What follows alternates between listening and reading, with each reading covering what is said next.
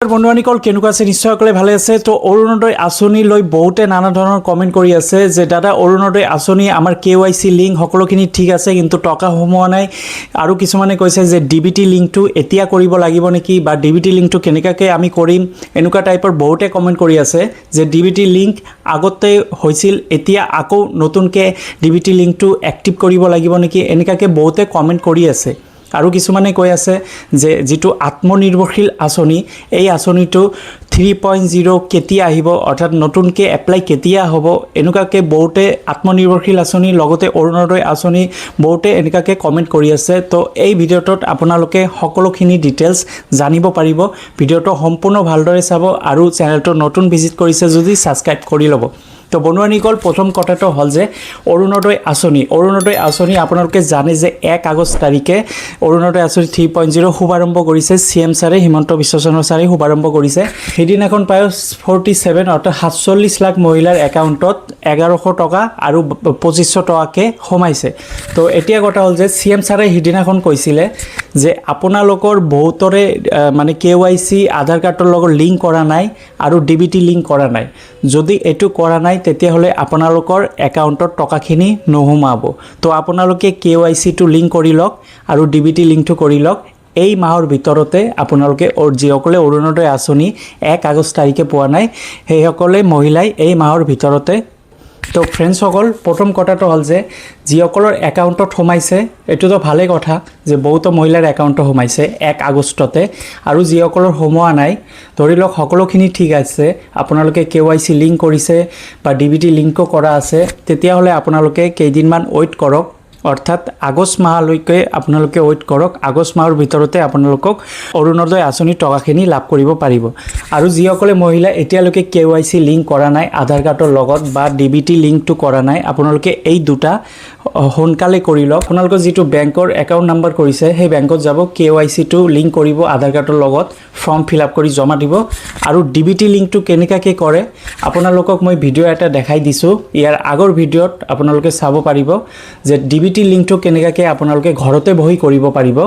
আপোনালোকে অকল স্মাৰ্টফোন এটা থাকিলেই হ'ল, আপোনালোকে নিজে গুগলত NPCI চাৰ্চ কৰিব, তাৰপিছত প্ৰথম যিটো ৱেবছাইট আহিব NPCI তাতে যাব, তাতে ক্লিক কৰিব। তাতে ক্লিক কৰাৰ পিছত এটা অপশ্যন পাব কাষ্টমাৰ, তাতে ক্লিক কৰিব। ক্লিক কৰাৰ পিছত আধাৰ কাৰ্ড ছেটিং এনেকুৱাকৈ এটা অপশ্যন পাব, এই আধাৰ কাৰ্ড ছেটিঙত ক্লিক কৰিব। তাৰপিছত আধাৰ কাৰ্ড নাম্বাৰ তাতে বহাই দিব, বহাই দি ছাবমিট কৰিব। OTP আহিব মোবাইলত, এই OTPৰ যিটো নাম্বাৰ এইটো মোবাইলত মানে বহাই দি ছাবমিট কৰিব।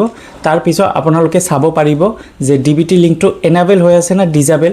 ঠিক এনেকুৱাকৈ আপোনালোকে ডিছপ্লেত চাব পাৰিছে, এইটো হৈছে DBT লিংক যিটো মেপ ষ্টেটাছ। এই DBT লিংকটো এনাবেল যদি হয় তেতিয়াহ'লে একো কাম কৰিব নালাগে, আপোনালোকৰ DBT লিংক হৈ আছে। আৰু যদি ডিজেবল লিখা আছে তেতিয়াহ'লে আপোনালোকে এনাবেল কৰিব লাগিব। এইটো তাৰপিছত ছাবমিট কৰিব, ছাবমিট কৰাৰ পিছত আপোনালোকৰ এনাবেল হৈ যাব। তো ফ্ৰেণ্ডছসকল এনেকুৱাকৈ DBT লিংক যদি আপোনালোকে কৰা নাই সোনকালে কৰি লওক। আপোনালোকৰ বাবে মই ভিডিঅ' এটা বনাইছোঁ, ইয়াৰ আগৰ ভিডিঅ'টো চাব পাৰে। আৰু যিসকলে ভাবি আছে যে টকা নোসোমাব, DBT লিংক কৰা আছে, KYC লিংক কৰা আছে, আপোনালোকে এই মাহটো ৱেইট কৰক। যিহেতু CM ছাৰে কৈছে এই আগষ্ট মাহৰ ভিতৰতে আপোনালোকৰ টকাখিনি সোমাই যাব। এই মাহ 30 তাৰিখলৈকে আপোনালোকে ৱেইট কৰক। আৰু বহুতে কৈ আছে DBT লিংকটো এতিয়া কৰিলে হ'ব নেকি, আপোনালোকে এতিয়াও কৰিব পাৰে, কাৰণ এই মাহটোৰ আৰু 12-13 দিনমান আছে। এই 12-13 দিনৰ ভিতৰতে আপোনালোকে সোনকালে যিমান সোনকালে পাৰে KYC লিংক কৰক আধাৰ কাৰ্ডৰ লগত আৰু DBT লিংকটো কৰি লওক। তো ফ্ৰেণ্ডছসকল 2 নম্বৰ আঁচনিটো হৈছে যিটো আত্মনিৰ্ভৰশীল আঁচনি। এই আঁচনিটো বহুতে কৈ আছে যে 3.0 কেতিয়া আহিব, অৰ্থাৎ নতুনকৈ এপ্লাই কেতিয়া আৰম্ভ হ'ব।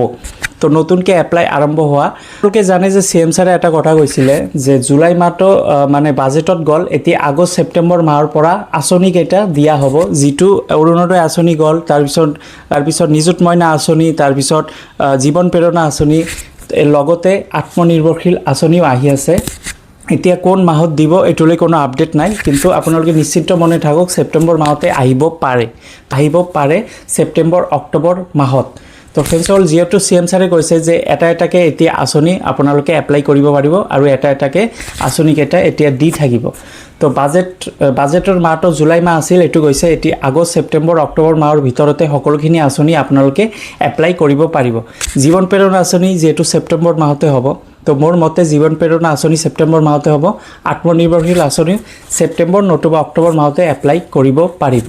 তো ফ্ৰেণ্ডসকল আজি এইখিনি ভিডিঅ' আছিলে, যদি ভাল লাগে এটা লাইক কৰি দিব, নিজৰ বন্ধু বান্ধৱীসকলক শ্বেয়াৰ কৰি দিব। ধন্যবাদ।